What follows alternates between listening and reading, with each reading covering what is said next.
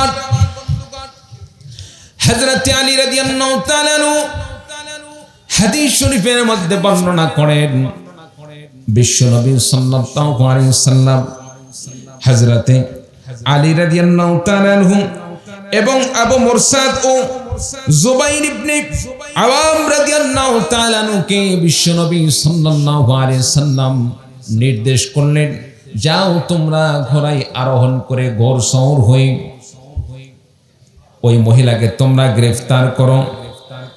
মহিলা এখন রওজায়ে খাক নামক স্থানে অবস্থান করছেন। রওজায়ে খাক নামক স্থানে পৌঁছে গিয়েছে। তোমরা তিনজন মিলে মহিলাটিকে গ্রেফতার করো। মহিলার কাছে যে পত্রখানা আছে সেই পত্রটি নিয়ে আসো। আমার ভাইরা, আমার বন্ধুগণ, হযরত আলী রাদিয়াল্লাহু তাআলা বললেন, আমি এবং আমার সঙ্গে আরো দুইজন সাহাবী, তিনজন মিলে আমরা ঘোড়ায় আরোহণ করলাম। ঘোড়সওয়ার হয়ে এক পর্যায়ে আমরা পৌঁছে গেলাম রওজায়ে খাক নামক স্থানে। সেই জায়গায় যখন পৌঁছে গেলাম, পৌঁছার পরে লক্ষ্য করে দেখলাম সেই গায়িকা সেখানে অবস্থান করছে, যেই জায়গার কথা আল্লাহ পাক বিশ্ব নবীর কাছে জানিয়ে দিয়েছেন। বলুন সুবহানাল্লাহ। আমার ভাইরা, আমার বন্ধুগণ, সাহাবী বলেন, এইবার আমরা মহিলাকে গ্রেফতার করলাম।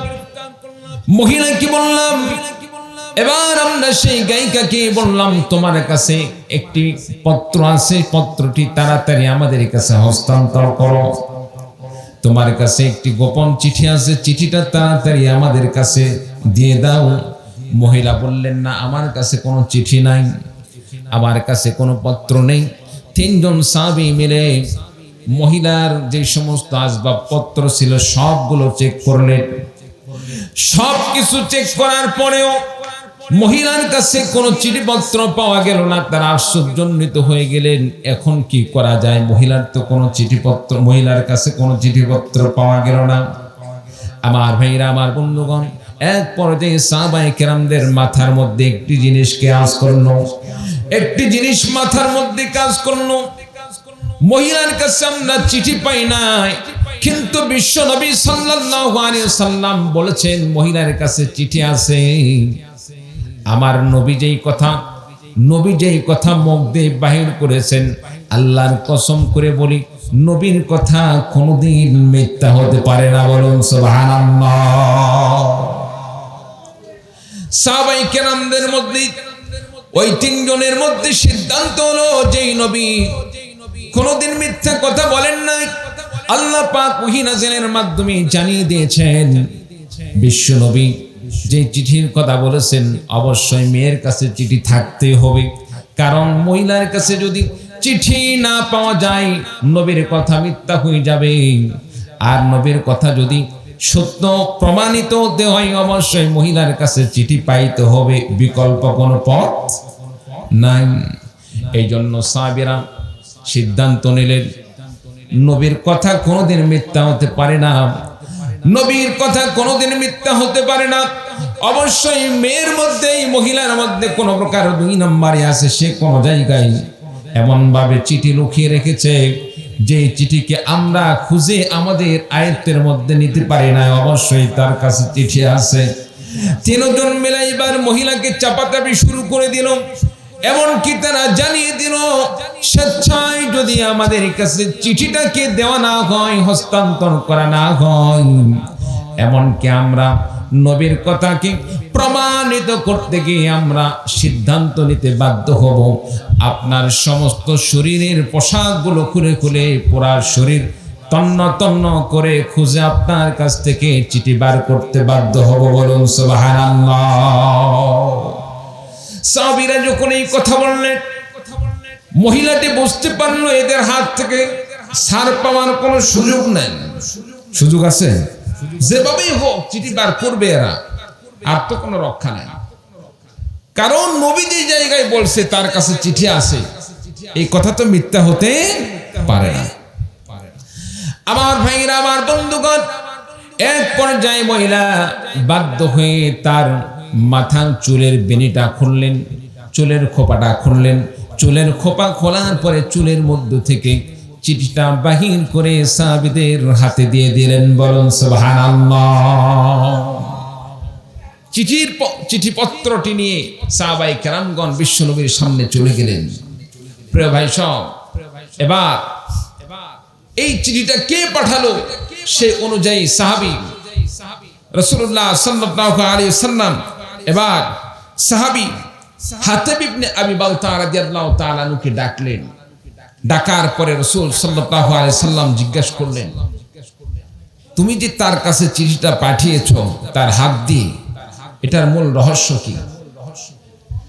সে যে চিঠি প্রেরণ করছে এই কথা যখন হযরত ওমর রাদিয়াল্লাহু তাআলা আনহুর কানে গেল, ওমর রাদিয়াল্লাহু তাআলা আনহু বললেন, আমাদের সাথেই থাকে, আমাদের সাথে খাওয়া পড়া, আমাদের সাথেই নামাজ পড়ে, সব আমল করে, আবার আমাদের সমস্ত তথ্যগুলো গোপনে গোপনে শত্রুপক্ষে আদান প্রদান চলতেছে, নিঃসন্দেহে মুনাফিক। আর ওমর রাদিয়াল্লাহু তাআলা আনহু সিদ্ধান্ত নিলেন, নবীজিকে বললেন, ইয়া রাসূলুল্লাহ, ইয়া হাবিবাল্লাহ, একটাবার শুধু আপনি আমাকে অনুমতি দান করেন, তার গর্দানটাকে আমি মুহূর্তের মধ্যে উড়িয়ে দেই। বলুন সুবহানাল্লাহ। হযরত ওমর রাদিয়াল্লাহু তাআলা আনহুর মতো ঈমানি চেতনার দরকার আছে না নাই? ঈমানি চেতনার দরকার আছে না নাই? সম্মানিত উপস্থিতি, আজকে আমাদের যুবক ভাইরা আজকে কাফের মুশরিকদের ফাঁদে পড়ে আমাদের নিজের পরিচয় আমরা ভুলে গিয়েছি। ইসলামকে নিয়ে এত কটূক্তি করা হয়, ইসলাম বিরোধী এত কাজ করা হয়, ইসলামকে নির্মূল করার জন্য এত চক্রান্ত হয়, ষড়যন্ত্র হয়। যুবক ভাইদের গায়ের রক্ত গরম হয় না, কি বলেন ঠিক কিনা? অথচ ওই সমস্ত সাহাবায়ে কেরামগণ কেমন ছিলেন? কোন জিনিস যদি সন্দেহযুক্ত হয়, সন্দেহযুক্ত জিনিসকেও তারা মারাত্মক আকার ধারণ করার মতো গ্রহণ করে সেটাকে উৎখাত করার চেষ্টা করত। প্রিয় ভাই সব, আপনাকে আমাকে সচেতন হতে হবে, সজাগ হতে হবে।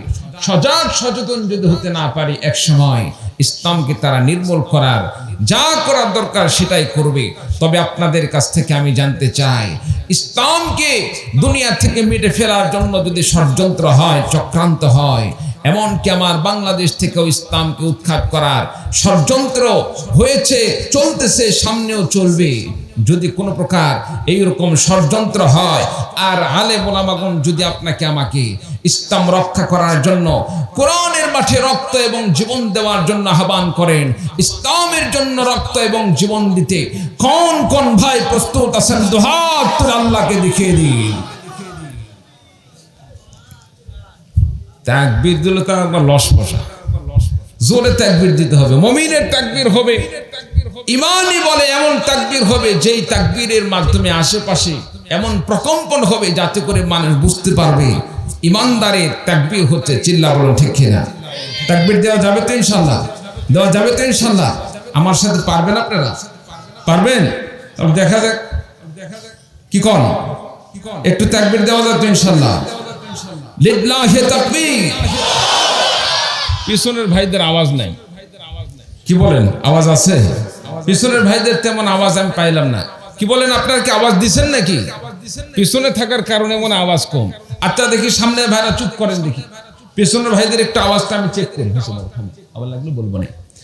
সামনের ভাইরা চুপ করেন, পিছনের ভাইদের একটু ঈমানি তাদের পাওয়ার, তাকবীরের কেমন পাওয়ার, এই জিনিসটা একটু আমি দেখতে চাই। কি বলেন? রাজি আছেন তো ইনশাআল্লাহ? সামনের ভাইরা চুপ থাকবেন, পিছনের ভাইরা তাকবীর দেবেন। লিল্লাহি তাকবীর। আছে তো দেখা যায়, পিছনে থাকার কারণে মনে আওয়াজ একটু কম। এবার পিছনের ভাইরা চুপ করেন, সামনের ভাইদেরকে আমি একটু পরীক্ষা করতে চাই, সামনের ভাইদের আওয়াজ কেমন একটু দেখতে চাই। লিল্লাহি তাকবীর।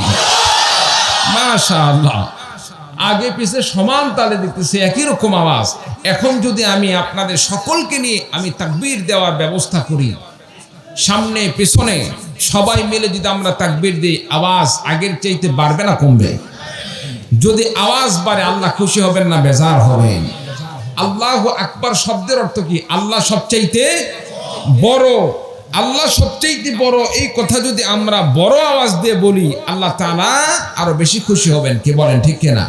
এবার আমরা সকলেই মিলে এবার তাকবীর দেব। রাজি আছেন তো ইনশাআল্লাহ? রাজি আছেন তো ইনশাআল্লাহ?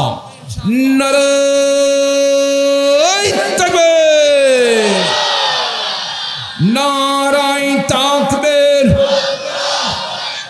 দিন ইসলাম, দিন ইসলাম। নারায়ে তাকবীর। আল কোরআনের আলো,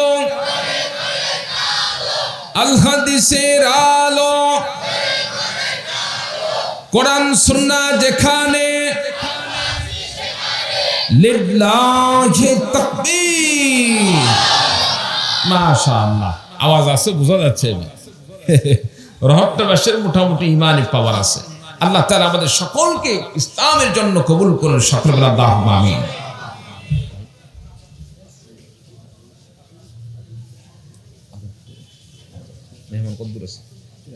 আচ্ছা আচ্ছা, ঠিক আছে।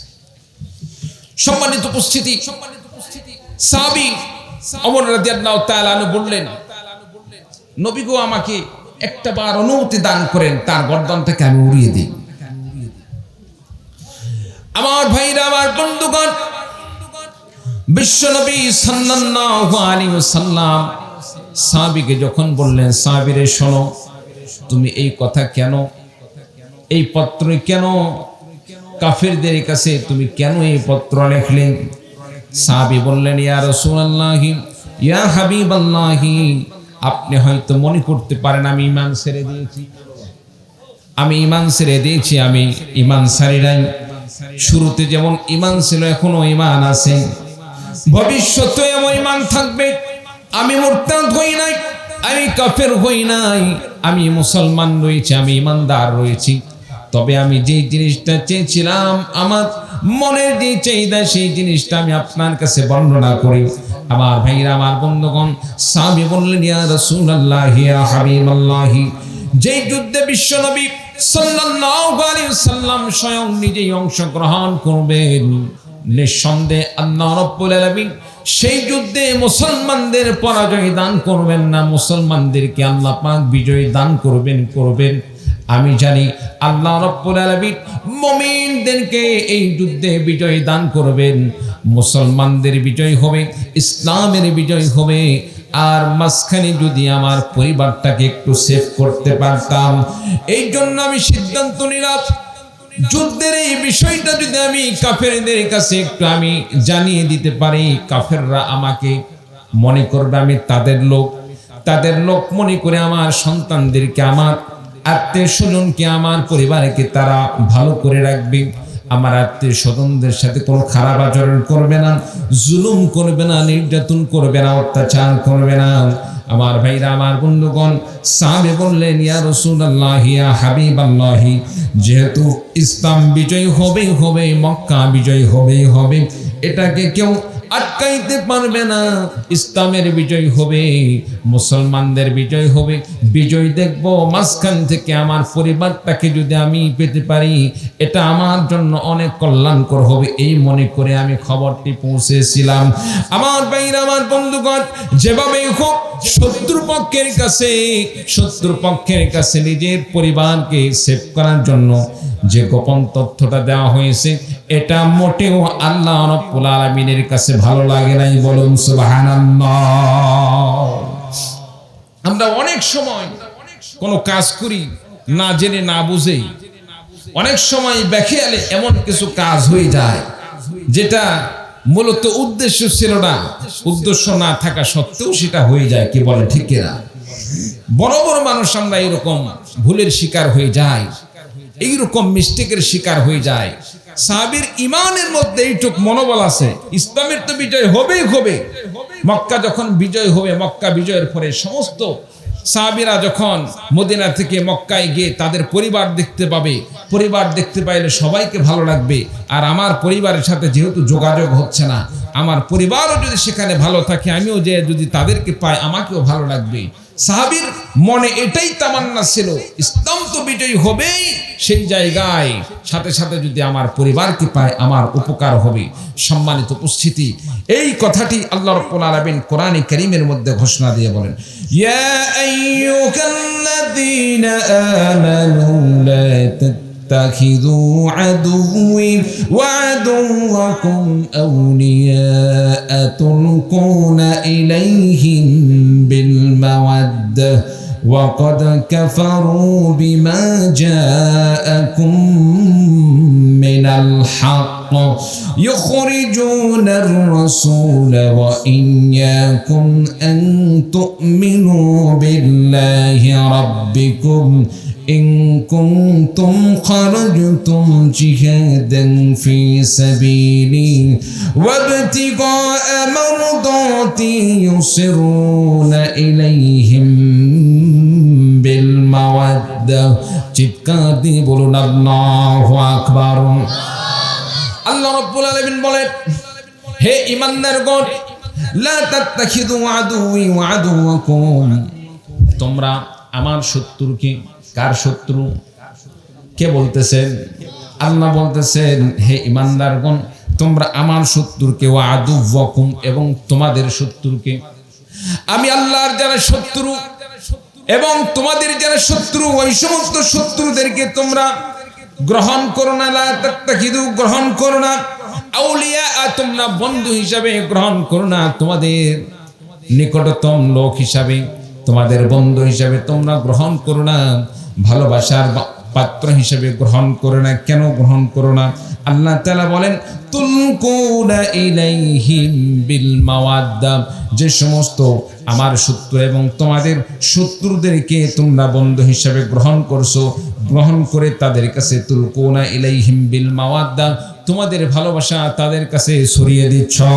আমার ভাইরা, আমার বন্ধুগণ, বর্তমান বিশ্বে একটি জিনিস আমরা খেয়াল করলে দেখতে পাই, আজকে আমরা ক্ষমতায় থাকার জন্য, ক্ষমতায় যাওয়ার জন্য, ক্ষমতার চেয়ারকে মজবুত করার জন্য মুসলিম রাষ্ট্রপ্রধানগুলো আজকে মুসলিমদের সাথে সম্পর্ক মজবুত না করে, সম্পর্ক উন্নয়ন না করে, ক্ষমতার চেয়ারকে টিকে রাখার জন্য, সম্মান টিকে রাখার জন্য মুসলমানদের বন্ধু না বানিয়ে বড় বড় হিন্দু, খ্রিস্টান, ইহুদিদেরকে তারা বন্ধু হিসাবে গ্রহণ করেছে। চিৎকার দিয়ে বলুন ঠিক কিনা?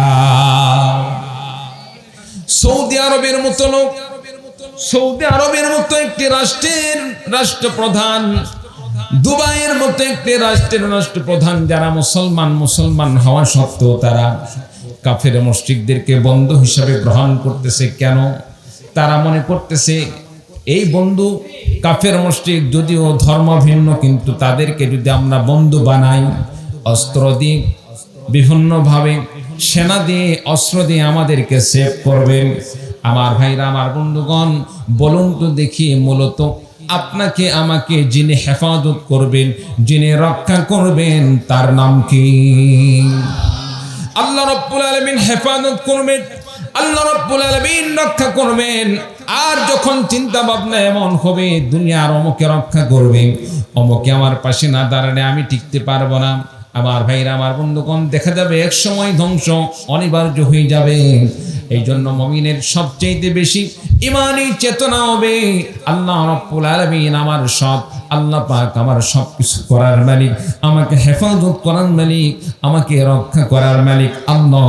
আমার ভাইরা, আমার বন্ধুগণ, সে কথাই আল্লাহ তাআলা বলেন, তোমরা কাফের মুশরিকদেরকে, তোমরা বেদিনদেরকে, কাফের মুশরিকদেরকে বন্ধু হিসাবে গ্রহণ করো না। যারা আমার শত্রু এবং তোমাদের শত্রু, তাদের সাথে ভালোবাসা বিনিময় করো না। তাদের কাছে নিজের কলিজাকে উজাড় করে দিও না, কারণ তারা তোমাদের সাথে উপরে উপরে ভালোবাসা দিবে, তলে তলে তোমাদের গোড়া কেটে শেষ করে দিবে। চিল্লা বলুন ঠিক কিনা? আল্লাহ রাব্বুল আলামিন সে কথাই বলেন, তুলকুনা ইলাইহিম বিল মাওয়াদ্দাহ وقد كفروا بما جاءكم من الحق يخرجون الرسول وإياكم أن تؤمنوا بالله ربكم। আল্লাহ রাব্বুল আলামিন বলেন, রে আমার ইমানদার বান্দারা শোনো, কেমনে করে আমার শত্রু বললাম, তোমাদের শত্রু বললাম। যদি তারা তোমাদের শত্রুই না হয়, তাহলে তারা এই কাজ কেমনে করলো, কিভাবে তারা এই করলো, তারা যে কাজ করেছে সেটা কেমন হলো? অকদ কাফারু বিমা জাআকুম মিনাল হক, হক, যদি তারা তোমাদের বন্ধুই হয়ে থাকে তাদেরকে যদি তোমরা বন্ধু হিসাবে গ্রহণ করে নাও, এই জিনিসটা একটাবার ভেবে দেখো, তাদের কাছেও তো আমি আল্লাহ রাব্বুল আলামিন আমার বিধান দান করেছিলাম। এ কোরআনে কারীমকে শুধু মুসলমানদেরকে আল্লাহ দান করেন নাই, এ কোরআনে কারীম শুধু ঈমানদারদের কাছে আল্লাহ রাব্বুল আলামিন প্রেরণ করেন নাই, এ কোরআনে কারীমকে আল্লাহ রাব্বুল আলামিন জগৎবাসীর জন্য আল্লাহ রাব্বুল আলামিন নাযিল করেছেন। এই পৃথিবীতে এই জগতে যত মানুষ আসবে সকলের জন্য আল্লাহ এই কোরআনে কারীম হেদায়েতের বাণী হিসেবে গ্রহণ করার জন্য দান করেছেন। তোমরা কোরআনে কারীমকে হেদায়েতের বাণী হিসেবে গ্রহণ করেছো, অথচ যে কাফেরদেরকে তোমরা বন্ধু হিসাবে গ্রহণ করতেছো, আমি আল্লাহ বললাম তারা আমার শত্রু, তোমাদের শত্রু। ওয়াকাদ কাফারু বিমা জাকুম মিনাল হক, আমি আল্লাহ পাকের পক্ষ থেকে যে সত্যবাণীকে আমি আল্লাহ রাব্বুল আলামিন তোমাদের কাছে নাযিল করলাম, যদি তারা তোমাদের বন্ধু হয়ে থাকে, সত্যকারেই বন্ধু হয়ে থাকে, তাহলে তারা এই কোরআনে কারীমকে গ্রহণ করলো না। তারা কোরআনে কারীমকে গ্রহণ না করে কোরআনে কারীমকে অস্বীকার করলো। তোমরা তো তাদেরকে কোরআনে কারীম গ্রহণ করাইতে পারলে না। যারা কোরআনে কারীমকে গ্রহণ করলো না তাদেরকে কিভাবে তোমরা বন্ধু হিসাবে গ্রহণ করো? শুধু তাই নয়, আল্লাহ তাআলা ঘোষণা দিয়ে বলেন, ইউখরিজুনার রাসূলা ওয়া ইয়্যাকুম আন তুমিনু বিল্লাহি রাব্বিকুম। এই কাফেররা, এই মুশরিকরা তোমাদেরকে এবং তোমাদের রাসূলদেরকে এই মক্কা থেকে তারা বাহির করে দিয়েছিল, তারা মাতৃভূমি থেকে বাহির করে দিয়েছিল। এই রাসূল এবং এই মুমিনদের কোনো অপরাধ ছিল না, একমাত্র তাদেরকে মক্কা থেকে বাহির করে দেওয়ার যে অপরাধ ছিল, যে কারণটা হলো এই আনতু উমিনু বিল্লাহি রাব্বিকুম, তোমরা এবং তোমার রাসূল আল্লাহ রাব্বুল আলামিনের প্রতি ঈমান এনেছিল, এক আল্লাহর প্রতি ঈমান এনেছিল। যে আল্লাহ রাব্বুল আলামিন তোমাদের রব, প্রতিপালক, সেই রবের প্রতি ঈমান আনয়ন করার কারণে তোমাদেরকে তারা রাষ্ট্র থেকে বাহির করে দিল, দেশ থেকে বাহির করে দিল। তাদেরকে তোমরা কিভাবে বন্ধু হিসাবে গ্রহণ করো? বলুন সুবহানাল্লাহ। কালিমাতুন লা ইলাহা ইল্লাল্লাহ।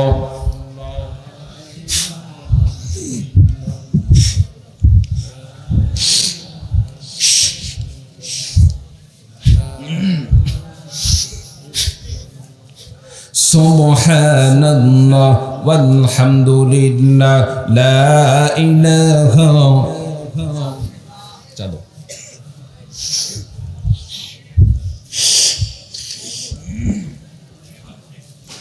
লা ইলাহা ইল্লাল্লাহ লা ইলাহা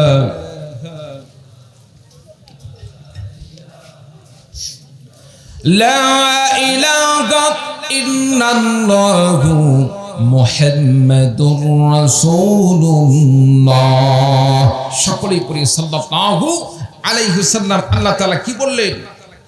হে ঈমানদারগণ, তোমরা আমার শত্রুকে এবং তোমাদের শত্রুকে কি করো না? বন্ধু হিসাবে গ্রহণ করো না। বন্ধু হিসাবে গ্রহণ করে তাদের কাছে নিজের কলিজাকে একেবারে ঢেলে দিও না। আমরা করি কি?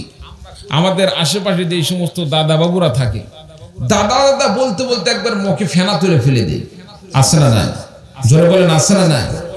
বড় লজ্জার বিষয়। কিছুদিন আগে নওগাঁতে এক দোকানে গেলাম, একজন মুসলমান সে সেই দোকানে গিয়ে বলল, আপনার কোনোদিন মিথ্যা কথা বলেন না, আপনার অমুক ধর্মের লোক, আপনাদের দ্বারা কোনো মিথ্যা হয় না।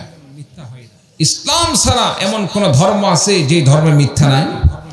কথা বলেন, আছে? নাই।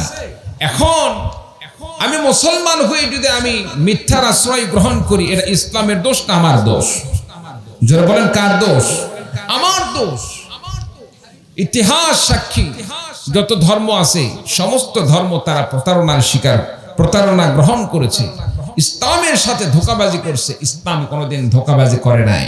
কোন ব্যক্তি যদি মুসলমান হয়ে মানুষকে ধোঁকা দেয়, মনে করতে হবে এখানে ইসলামের দোষ নয়, বরং সে মুসলমান নাম ধারণ করে ইসলামের পরিচয় দিয়ে সে বিধর্মীদের কার্যক্রম ইসলামের নাম দিয়ে চালিয়ে যাচ্ছে। চিৎকার দিয়ে বলো ঠিক না? সম্মানিত উপস্থিতি, এই জিনিসটা আমাদেরকে খেয়াল রাখতে হবে। মুসলমানদের বন্ধু একমাত্র মুসলমানই হতে পারে, চিল্লা বলুন ঠিক কিনা? কোন কাফের মুশরিক মুসলমানদের প্রকৃত বন্ধু নয়। দুনিয়ার ক্ষেত্রে, লেনদেনের ক্ষেত্রে এমনিতে বন্ধু হতে পারে দুনিয়ার হাইসিয়তে, কিন্তু ইমানদারের প্রকৃত বন্ধুকে ইমানদার, মুসলমানের প্রকৃত বন্ধু মুসলমান। মুসলমান ছাড়া মুসলমানের বন্ধু কোনদিন কাফের মুশরিক হতে পারে না। সে কথাই আল্লাহ তাআলা কোরআনে কারীমের মধ্যে নবীজিকে জানিয়ে দিলেন। ইয়া রাসূল, নবীজিকে জানিয়ে দিলেন আল্লাহ তাআলা ওহীর মাধ্যমে যে যারা আমার শত্রু এবং সমস্ত মুমিনদের শত্রু, তাদেরকে কেন তোমরা বন্ধু হিসেবে গ্রহণ করতেছো? তাদের কাছে কিভাবে তোমরা নিজের জীবনকে, নিজের ভালোবাসাকে একেবারে আলগে দিলে, ঢালিয়ে দিলে? যারা শুধুমাত্র ইসলাম গ্রহণ করার কারণে, আল্লাহকে আল্লাহ বলে মানার কারণে, নবীকে নবী বলে মানার কারণে মক্কা থেকে বিতাড়িত করেছিল, মক্কা থেকে বাহির করে দিয়েছিল, তাদের তো কোনো অপরাধ ছিল না। একমাত্র অপরাধ ছিল ইসলাম গ্রহণ করা। চিন্তা বলুন ঠিক না? আমার ভাইরা, আমার বন্ধুগণ, শুধু তাই নয়, আল্লাহ রাব্বুল আলামিন বলেন, ইন কুনতুম খারাজতুম জিহাদান ফি সাবিলি ওয়াবতিগা মারদাতি ইউসিরুনা ইলাইহিম বিল মাওয়াদ্দাতি ওয়া আনা আ'লামু বিমা আখফাইতুম। আল্লাহ রাব্বুল আলামিন বলেন, ইন কুনতুম খারাজতুম জিহাদান ফি সাবিলি, তোমরা যদি আমি আল্লাহ রাব্বুল আলামিনের রাস্তায় জিহাদে বের হয়ে থাকো, ওয়াবতিগা মারদাতি, আমি আল্লাহ রাব্বুল আলামিনের সন্তুষ্টি অর্জনের জন্য তোমরা যদি জিহাদে অংশগ্রহণ করে থাকো, তাহলে তোমরা কেমনে এই কাজ করো? ইউসিরুনা ইলাইহিম বিল মাওয়াদ্দা, গোপনে গোপনে কাফির মুশরিকদের সাথে তোমরা তথ্য আদান প্রদান করো, গোপনে গোপনে ভালোবাসা বিনিময় করো, গোপনে গোপনে আতাত করে নিজের ঈমানকে তোমরা বিকৃতি করতে চাও। কিভাবে এটা করো? আমার ভাইরা, আমার বন্ধুগণ, বর্তমান সমাজেও এমন কিছু লোক আছে, এমন কিছু দলের লোক আছে, যারা ভবিষ্যৎকাল একটু ভালো থাকার জন্য, বিপদমুক্ত থাকার জন্য, এই তো কিছুদিন আগে, গত এক বছর আগে যারা একটি দলকে বিভিন্ন প্রকার আন্দোলনের মাধ্যমে ক্ষমতায় থেকে নামালো, আজকে তাদের সাথে আতাত করে অনেক কিছু ভাগ বাটোয়ারা করছে। কেন? মনে মনে ভাবতেছে কখন যেন ক্ষমতার চেয়ারের পরিবর্তন হয়ে যায়। অন্তত পক্ষে কোনোভাবেই যদি ক্ষমতার চেয়ারের পরিবর্তন হয়ে যায়, তারা যদি ক্ষমতায় চলে আসে, তারা ক্ষমতায় আসলেও যেন কোনো বিপদ না হয়। এই রকম বর্তমান সমাজে কিছু সুবিধা ভোগী লোক আছে না নাই? এইরকম অনেক লোক আছে, ভিতরে ভিতরে সম্পর্ক করতেছে, ভিতরে ভিতরে সব আদাত করতেছে। বড় বড় অপরাধী দল বাদ দিলাম, আমি দল বাদ দিলাম। কুচক্রী মহল, যারা মূলত শাস্তির উপযুক্ত, শাস্তিপ্রাপ্ত, তাদেরকে শাস্তি না দিয়ে কি করতেছে? কারাগারে আবদ্ধ রেখে দেখাইতেছে উপরে তাদেরকে আটকে রাখা হয়েছে, কিন্তু ভিতরে ভিতরে ওর যা প্রয়োজন সব দেওয়া হচ্ছে। কারাগারের মধ্যেই তাকে মোবাইল দেওয়া হচ্ছে, দুনিয়ার সব খবর তার কাছে যাচ্ছে। কারাগারের মধ্যে আপনার টেলিভিশন দেখতেছে, কারাগারের মধ্যে সেখানে দেখা যাচ্ছে এসি কারবার, ভিআইপি কারবার। বাড়িতে, তার বাড়িতে যেই লেভেলের খাট পালং নাই, দেখা যাচ্ছে তাকে তার চাইতে বেশি খাট পালং দিয়ে সেখানে সুখী শান্তিতে রাখছে। এইরকম কিছু কুচক্রী মহল আমার দেশে আছে না নাই? জোরে বলেন, আছে না নাই? আমরা কোন দলকে নিয়ে আমরা কটূক্তি করি না, কোন দলকে নিয়ে আমাদের মন্তব্য নেই। তবে মনে রাখতে হবে, যারা দেশের শত্রু, ইসলামের শত্রু, নবীর শত্রু, আল্লাহর শত্রু, তাদের সাথে কোনো আপোষ নাই। রাজা আছেন তো ইনশাআল্লাহ? রাজা আছেন তো ইনশাআল্লাহ? অতীতে যারা ইসলাম বিদ্বেষী কাজ করছে তাদেরকে যেমন আমরা ছাড় দেই নাই, ভবিষ্যতেও কোনো দল এসে যদি মনে করে আমরা আসলে মোল্লাদেরকে দেখে নিব, মাদ্রাসা বন্ধ করব, আমরা আসলে টুপিওয়ালাদের টুপি খুলে নিব, এইরকম যারা স্বপ্ন দেখে, এইরকম যারা কথা বলে, তাদেরকেও আমরা দেখে নিব। কি বলেন? রাজা আছেন তো ইনশাআল্লাহ? সম্মানিত উপস্থিতি, এই জিনিসটা মাথায় রাখতে হবে। আমরা কারো শত্রু নয়, আমরা কারো শত্রু নয়। কোন ব্যক্তি যদি ঘাড়ে পাড়া দিয়ে এসে ঝগড়া করতে চায়, আমাদের উপর শত্রুতার ভাব দেখায়, তাদের সাথে আমাদের কোনো ভালোবাসা নেই। আমার ভাইরা, আমার বন্ধুগণ, আল্লাহ রাব্বুল আলামিন সে কথাই বললেন, ওয়াবতিগা মারদাতি ইউসরুনা ইলাইহিম বিল মাওয়াদ্দা। যদি তোমরা প্রকৃতপক্ষে আমি আল্লাহকে খুশি করার জন্যই তোমরা সবকিছু করো, জিহাদে অংশগ্রহণ করো, তাহলে তলে তলে ভিতরগতভাবে ওই গায়িকার মাধ্যমে এইদিকে মুসলমানদের তথ্য, মুসলমানদের গোপন তথ্য কিভাবে তোমরা মক্কায় কাফেরদের কাছে পৌঁছে দাও। আমার ভাইরা, আমার বন্ধুগণ, এখান থেকে আমাদের অনেক শিক্ষার বিষয় রয়েছে। আমরা অনেকে অনেক ইসলামী দল করি, ইসলামী দল করার সাথে সাথে এই জিনিসটাও আমরা ফিকিরে রাখি, যদি কোনোভাবে ক্ষমতায় না যেতে পারি, কোনোভাবে অন্য দল যদি ক্ষমতায় চলে আসে, তারা যেন পরবর্তীতে আমাদের উপর আক্রমণ না করে, এই জন্য তাদের সাথে এমন একটি সম্পর্ক রাখে যাতে করে এমন অবস্থা হয় লাঠিও যেন ঠিক থাকে, সাপও যেন মরে। আমার ভাইরা, আমার বন্ধুগণ, এটা কোনোদিন মুমিনের পরিচয় হতে পারে না, এটা মুনাফিকদের আলামত। চিল্লা বলুন ঠিক কিনা? মুমিনদের চিন্তাধারা এমন হবে, আল্লাহর জন্য, আল্লাহর দ্বীনের জন্য জিহাদে ঝাঁপিয়ে পড়েছি, হয়তোবা সেখানে মৃত্যু হবে, মরলে শহীদ, নয়তোবা সেখানে যুদ্ধে লড়াই করে বিজয় বেশে ফিরে আসব। আল্লাহ তাআলা গাজী হিসাবে আল্লাহ রাব্বুল আলামিন রাজত্বর ব্যবস্থা করে দিবেন। বলুন সুবহানাল্লাহ। মুমিনদের চিন্তা ভাবনা এরকম হবে। আর মুনাফিকরা চিন্তা করে কি?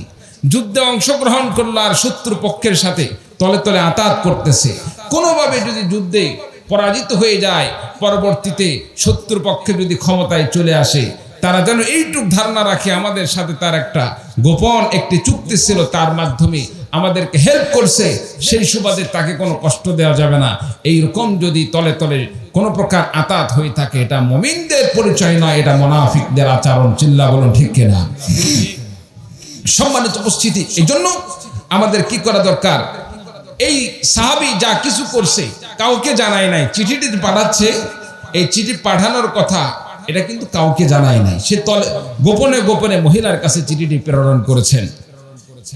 আল্লাহ রাব্বুল আলামিন বলেন, ওয়া আনা আ'লামু বিমা আখফাইতুম ওয়া মা আ'লানতুম ওয়া মান ইয়াফআলহু মিনকুম ফাকাদ দাল্লা সাওয়া'আস সাবিল। আল্লাহ রাব্বুল আলামিন বলেন, ওয়া আনা আ'লামু বিমা আখফাইতুম, রে আমার বান্দারা শোনো, তোমরা যা গোপনে করো তাও আমি আল্লাহ রাব্বুল আলামিন ভালো জানি। ওয়া মা আ'লানতুম, এবং তোমরা যা প্রকাশ করো তাও আমি আল্লাহ রাব্বুল আলামিন ভালো জানি। আল্লাহ পাক আরো বলেন, ওয়া মান ইয়াফআলহু মিনকুম ফাকাদ দাল্লা সাওয়া'আস সাবিল। যে বান্দা দুনিয়াতে এইভাবে গোপনে গোপনে ইসলামের কোন প্রকার গোপন সূত্রগুলো, গোপন তত্ত্বগুলো মানুষদের কাছে বিনিময় করে, শত্রু পক্ষের কাছে এগুলোকে প্রচার করে দেয়, তারা কোনোদিন মুমিন হতে পারে না। আমার ভাইরা, আমার বন্ধুগণ, এখান থেকে আপনাকে আমাকে শিক্ষা নিতে হবে। ইসলাম গ্রহণ করেছি, ঈমান আনয়ন করেছি, ইসলাম গ্রহণ করার পরে আপনার আমার ঈমানি চেতনা কেমন হওয়া দরকার? ঈমানি চেতনা এমন হওয়া দরকার, সন্তান যদি বিধর্মী হয়ে থাকে, সন্তান যদি কাফের হয়ে থাকে, মুশরিক হয়ে থাকে, স্ত্রী যদি কাফের মুশরিক হয়ে থাকে, তার সাথে কোনো রকম সম্পর্ক নেই, তার সাথে কোনো প্রকার আতাতের ব্যবস্থা নেই। ইসলাম যা বলবে সেটাই মেনে নিতে হবে। ইসলাম যদি বলে ইসলামের তাগিদে নিজের সন্তানকেও জিহাদের ময়দানে হত্যা করতে হবে, ইসলামের কথা অনুযায়ী, ইসলামের বিধান অনুযায়ী সন্তানের সাথে লড়াইয়ের মধ্যে ঝাঁপিয়ে পড়তে হবে। ইসলামকে হেফাজত করতে গিয়ে প্রয়োজনে কাফের সন্তান যদি তরবারের সামনে আসে, ওই সন্তানকেও দেখার মতো কোনো সুযোগ নাই। চিল্লা বলুন ঠিক কিনা? একটু কালিমা পড়ুন, লা ইলাহা ইল্লাল্লাহ।